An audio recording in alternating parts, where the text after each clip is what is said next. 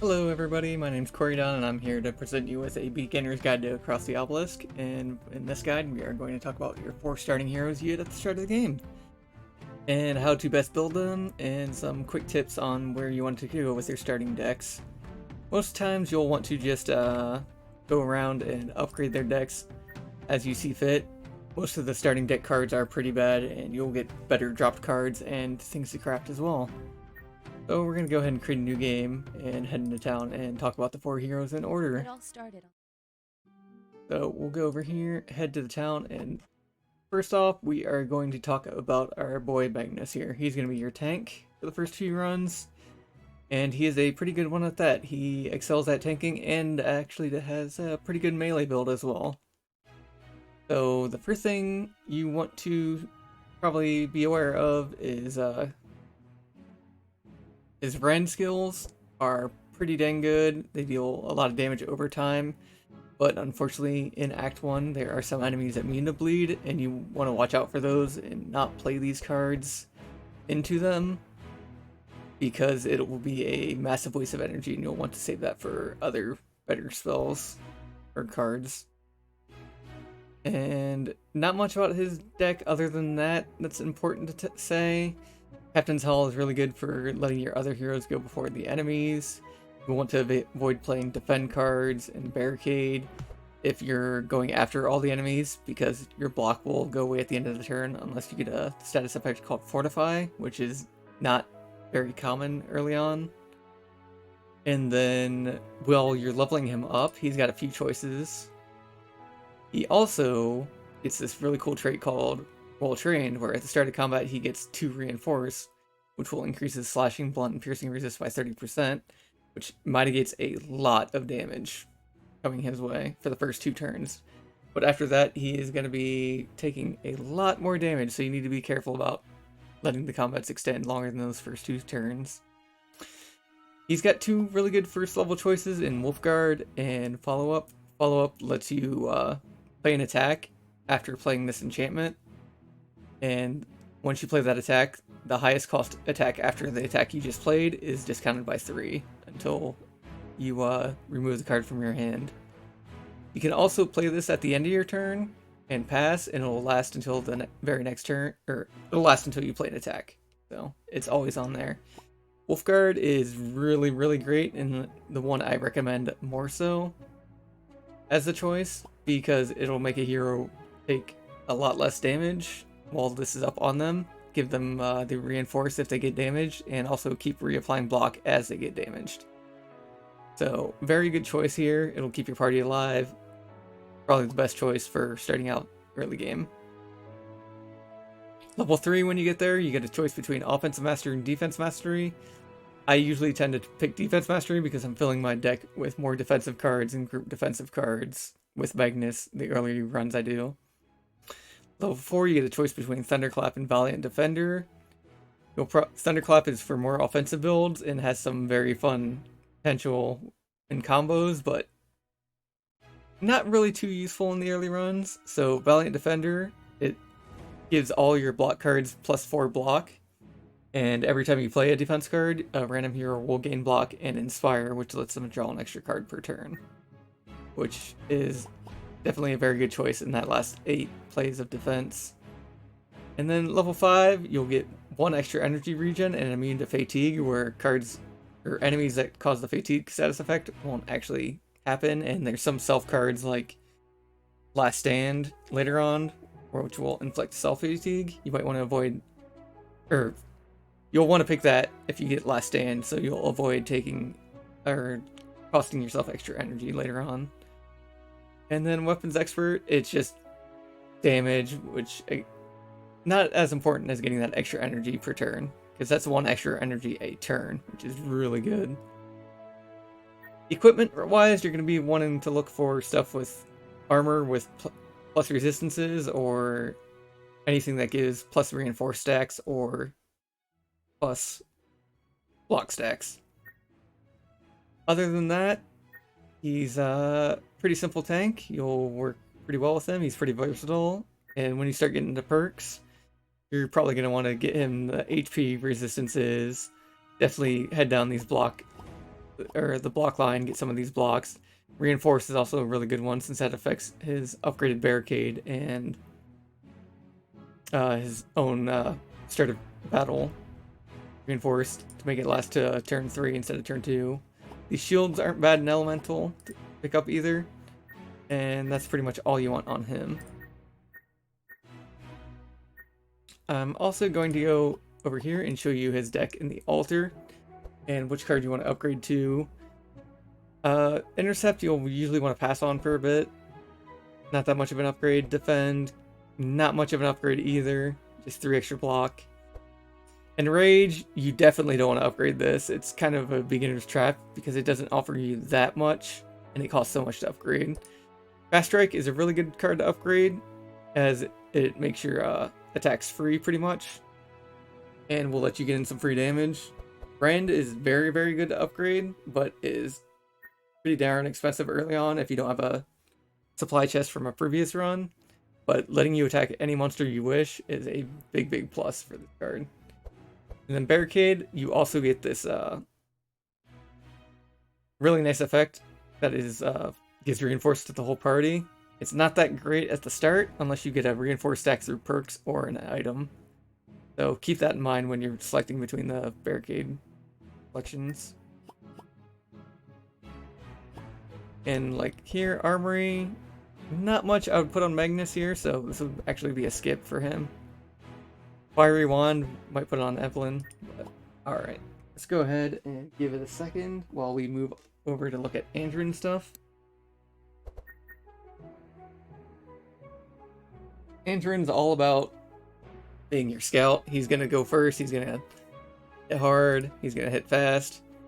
He's also going to apply a lot of debuffs and also help out your party in slowing things, buffing your party in some builds. And I'd say his most important card to start with is this Expert Tracker ability, where you can play it on a hero, and it will give them 1 Inspire so they draw an extra card per turn, and they can look at their top 5 cards and discard them. This is probably best used on Reginald for the first good bit of the game, because it'll allow him to discard heal cards he doesn't need if the party's not in need of healing, but if you are in need of healing with the group, you definitely want him to throw away his damage cards so he can dig out the heals faster. Pretty generic stuff with the aim shots, slices, ruptures, Hunter's Mark. Hunter's Mark, very good card as it allows everybody to do 3 extra damage every attack. And the other big thing is with Adrenaline, you will always want to play this card every time it pops up in your hand. It gives you a net gain of 1 energy every time you play it. There's not really a downside to the fatigue because you are getting that 1 energy no matter, even if you're losing it next turn, if that makes sense. It also gets this the card out of your hand or out of your deck because it vanishes, and you really want that because you don't want to be drawing Adrenaline over and over when you want to be drawing other things. As for leveling him up, and his trait, he gains a fast every turn, which will counteract slow if it ever comes on him. And also just make sure he goes first the next few turns. He's got some interesting level 2 choices between Wild Hunt and Maneuver. Wild Hunt lets you apply a mark to an enemy for every energy used on a card whenever you play a card, which is really good. It's extremely good in boss fights where the boss is the only thing left standing, as all the marks will be applied to one enemy and just let you do 8, 10, 20 extra damage on the enemy with a good turn. So very good to pick this card up. Maneuver, it's lets you get through your draw pile, as for every energy you use, you draw 1, gain a little bit of block and some maneuver or evasion. But I find it pretty inferior to Wild Hunt. Maneuver is more like a card if you want to play Andrin frontline, which is a very viable strategy. But the cool thing about Wild Hunt is it's going to synergize with his level 3, which is Momentum, where whenever you play a melee attack card that costs energy, you refund, gain 1 powerful. And Range Mastery kind of anti-synergizes with Wild Hunt because you want to be playing cards for energy, and this reduces the amount of energy you're spending. Which is kind of why you want to stick to a melee build with Andrin and ignore the range side unless you get some really good range cards. Level 4, you want to hit. You have a choice between Riposte and Serrated Weapons. Serrated Weapons is usually the better choice in most cases because it's always going to improve your damage by a lot, do a lot of damage to enemies, and also increase your damage permanently through sharp stacks. While Riposte will mark the enemy and also do a retaliation attack, but only if you have block up and you fully block a hit. It's a good choice to pick if your Magnus is running a lot of defense cards and is keeping your block up really high, because Deflex alone won't probably get you the Riposte requirements. And then at level 5, you're almost always going to want to pick for Mark for Death over Marksmanship, unless you're running like a very clean ranged attack deck, which is honestly quite rare. Equipment, you're going to want to look for jewelry called like I believe it's called the Huntsman's Ring, which increases your sharp charges. Anything that increases piercing and slashing damage is also good in the weapons. His armor is pretty good to keep on itself until you find better. And accessory, whatever works.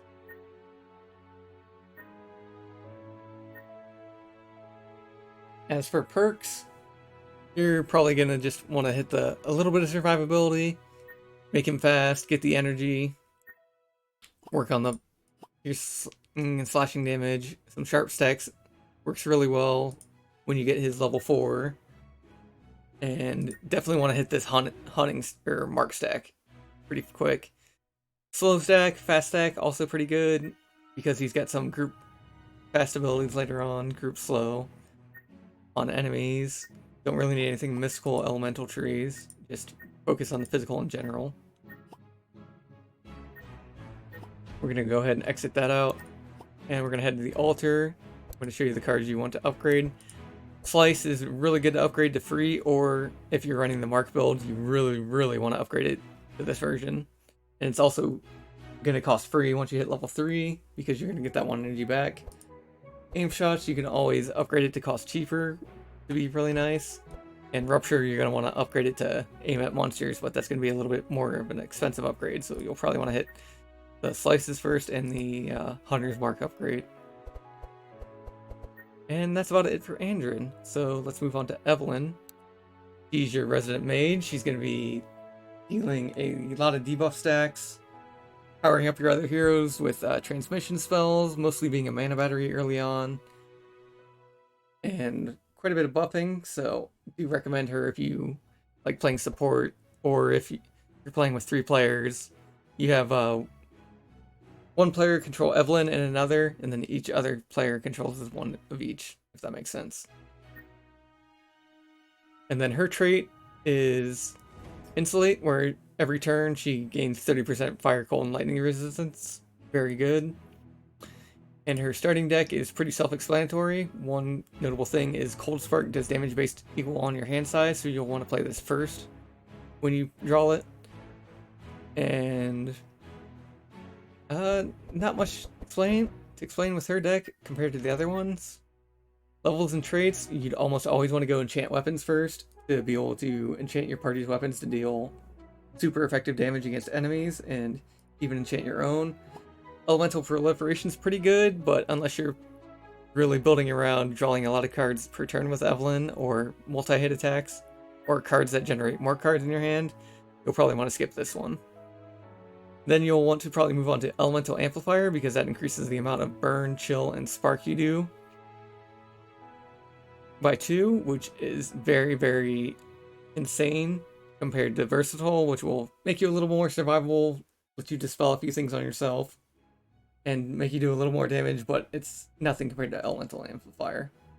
And Elemental Amplifier actually works really well with enchant weapons, because the burn +2 will cause, if you enchant your own weapons with fire, instead of doing 1 burn stack every time you hit something, you'll do 3. So definitely combo these 2 together. Level 4, Arcane Conduit is very good for getting through your deck, playing a lot of great stuff. Whenever you play a card for every energy you use, you draw 1 and gain a little bit of shield and powerful for subsequent turns. But the cool thing about this is you can fill your deck with a lot of 0-cost cards and play like a 5-cost card, so you'll draw 5 after playing it. and then be able to play those zero cost cards for free and just get a ton of value out of it. Spell equity was really nice if you got a big spell in your Evelyn deck or a big spell in your Reginald deck, because it lets you put a copy of it into your hand and cost 0 and vanish. So very good idea to copy big spells with that one. And you don't have to play a spell right away, you can just wait until you get that big spell.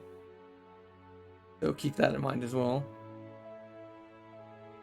In level 5, between Elemental Weevil and Glass Cannon. Glass Cannon you'll probably want to avoid because you're looking a little more for survivability on your first runs, while Elemental Weaver will get you a +3 bonus energy per turn in the best case scenario, but most times it'll give you 1 or 2 energy.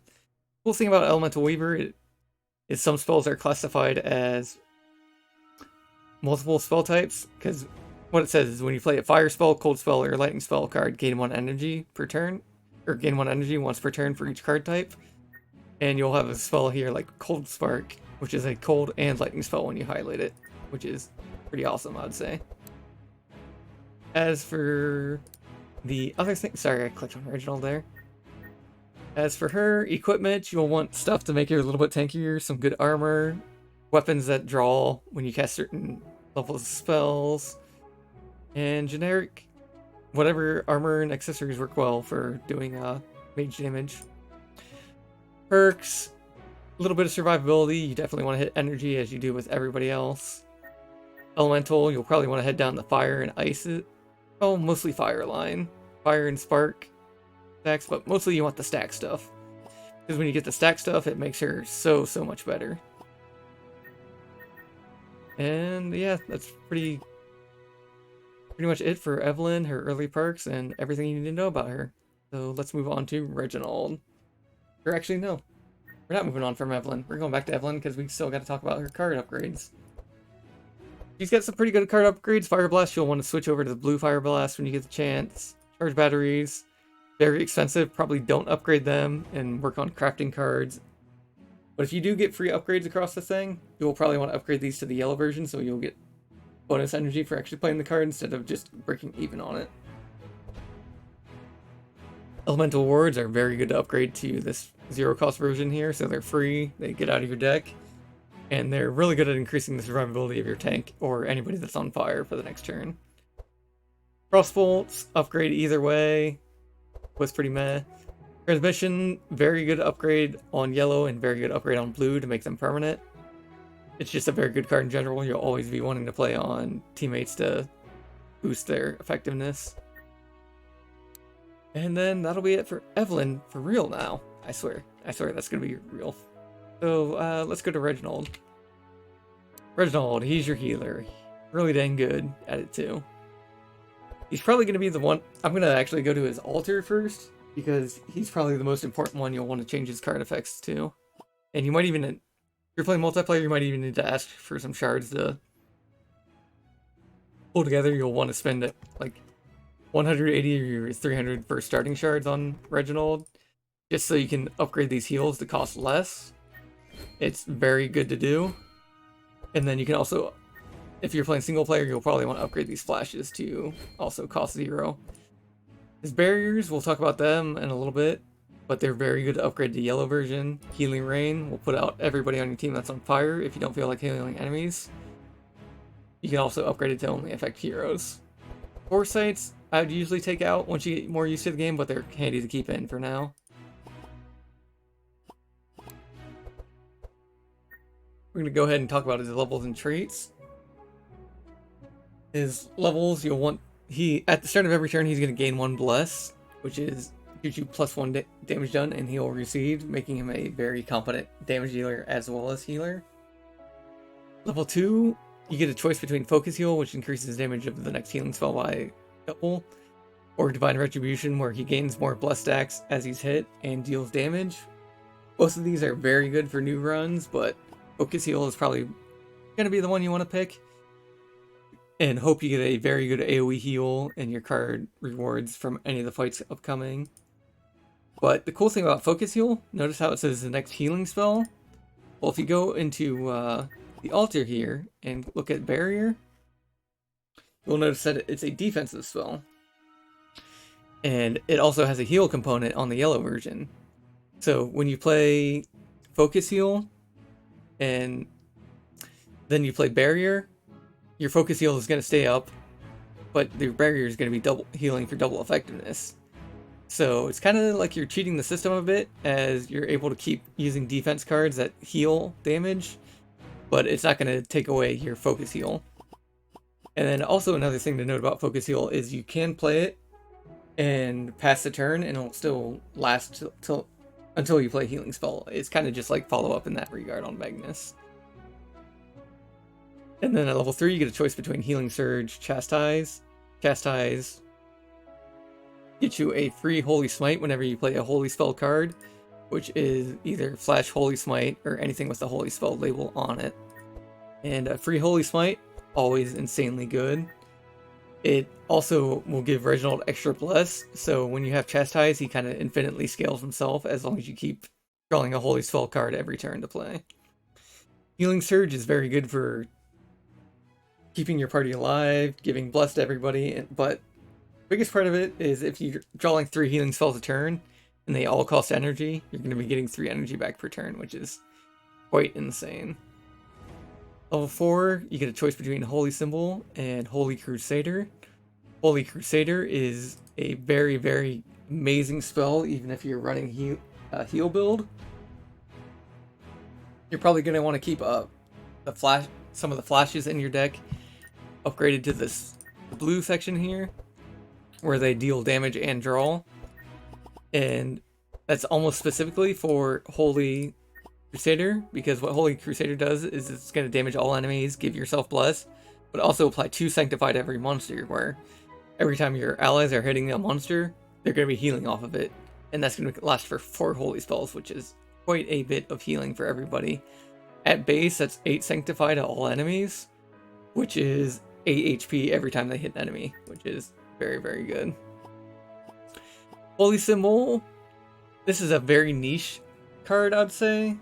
It's good when you have an ally that's running taunt, and they're going to be taking every single hit over everybody else. Gives them a bunch of resistances, gives them healing received. And those resistances and the healing received lasts until that party member goes below 25% health. Then it's going to recover some of their HP and make them vulnerable until their next turn comes around. And for level 5, you get a choice between Archangel, which does a lot of healing, increasing your bless stacks, and is very good in general. While Reverberation, whenever you play a Holy Spell card, reduce the cost of your highest cost Holy Spell in your hand by 3. Still discarded. It works really, really well with Chastise, as you can have, let's say you have a 1 cost Holy Spell card and a 6 cost Holy Spell card in your hand, and that's it. When you play the 1 cost Holy Spell, it's going to discount the 6 cost to 3, and then you're going to generate a free Holy Smite. And when you play that free Holy Smite, it's going to take that 6 cost that's now 3 down to 0. So, very, very good value in Reverberation. Equipment, you're going to want stuff to help him survive, stuff to up his healing, pretty much just stuff like that. And perks, you're just going to want to go with general stuff, get energy. You're going to want all these healing perks here, very important. Other big ones are the Sanctify right here. Goes good with Holy Crusader. This Bless is a very, very big one. You're going to want to hit that as soon as you can.